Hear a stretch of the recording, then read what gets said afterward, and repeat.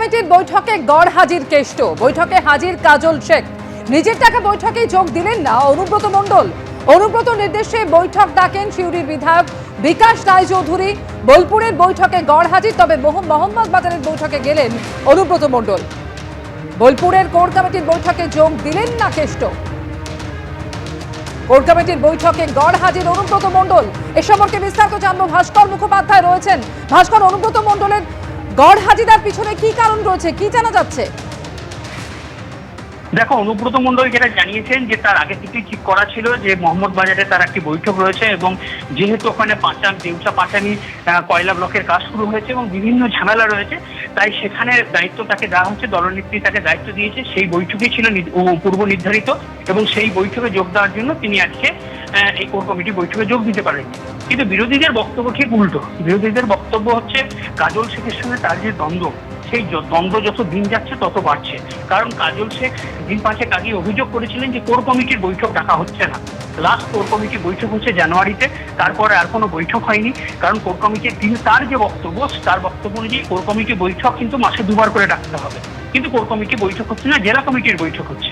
অন্যদিকে অনুব্রত মণ্ডলের তরফ থেকে জানানো হয়েছিল যে কোর কমিটির বৈঠক হবে 22 তারিখে বৈঠক হবে, এবং সেদিন জেলা কমিটিরও বৈঠক ডাকা হয়েছিল। কিন্তু পরবর্তী ক্ষেত্রে জেলা কমিটির বৈঠক বাতিল করা হয় এবং কোর কমিটির বৈঠক আজকে হয়। কিন্তু সেখানে দুজন উপস্থিত ছিলেন না। টোটাল 7 জন কোর কমিটির সদস্য, তার মধ্যে 2 জন অনুব্রত মণ্ডল এবং সুদীপ্ত ঘোষ। সুদীপ্ত ঘোষের শারীরিক অবস্থা খারাপ বলে তাই তিনি ডাক্তার দেখাতে গেছেন, সে কথা জানিয়েছেন বিকাশ রায়চৌধুরী, এবং অনুব্রত মণ্ডল নিজে জানিয়েছেন যে তার কাজ রয়েছে মোহাম্মদ বাজারে। কিন্তু বিজেপির যিনি রাজ্য সম্পাদক জগন্নাথ চট্টোপাধ্যায়, তার অভিযোগ হচ্ছে যে দলের দ্বন্দ্ব এখন চরমে, এবং কার হাতে দলের বেতন থাকবে সেটা দলনেত্রীও ঠিক করতে পারছেন না।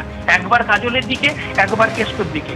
কিন্তু কেষ্টই জেলা চালাচ্ছে, কিন্তু তাকেও সম্পূর্ণ দায়িত্ব কিন্তু জেলা দলনেত্রী দিতে চাইছেন না। তার জন্য যত এই দ্বন্দ্ব ভাগাভাগি। এবং কিন্তু কোর কমিটি আহ্বায়ক বিকাশ রায়চৌধুরী তিনি দ্বন্দ্বের কথা অস্বীকার করেছেন। একইভাবে আশিস বন্দ্যোপাধ্যায় তিনিও কিন্তু এই দ্বন্দ্বের কথা অস্বীকার করেছেন। তিনি জানিয়েছেন কোনো দ্বন্দ্ব নেই।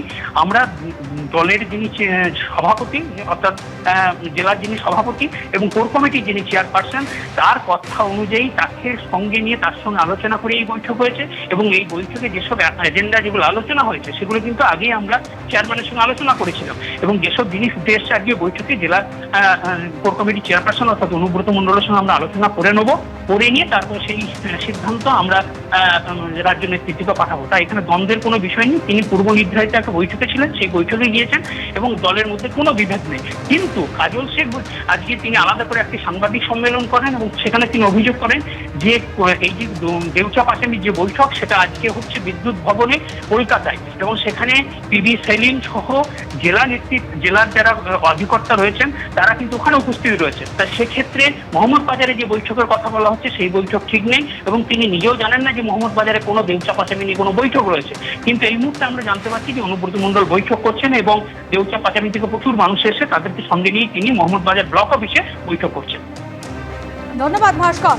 জেলা কমিটির বৈঠক ছিল, কোর কমিটির বৈঠক ছিল। অনুব্রত মণ্ডল সহ আজ 2 জন এই কোর কমিটির বৈঠকে যোগ দেননি।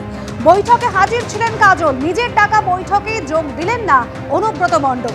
আর মোহাম্মদ বাজারে বৈঠকে তিনি উপস্থিত ছিলেন। সেই বৈঠকে যোগ দেওয়ার আগে কি বলেছেন অনুব্রত মণ্ডল শোনাবো। পাঁচামি যাবো, ও মিটিং ডাকা আছে, ও মিটিংয়ে সবাই থাকবে।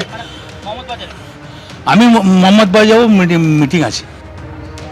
আচ্ছা, অনুব্রত মণ্ডল বলছেন মোহাম্মদ বাজারে তার মিটিং রয়েছে, কিন্তু কেন তিনি এলেন না কোর কমিটির বৈঠকে, যে বৈঠক তিনি নিজেই ডেকেছিলেন? ধোঁয়াশা রয়েই যাচ্ছে।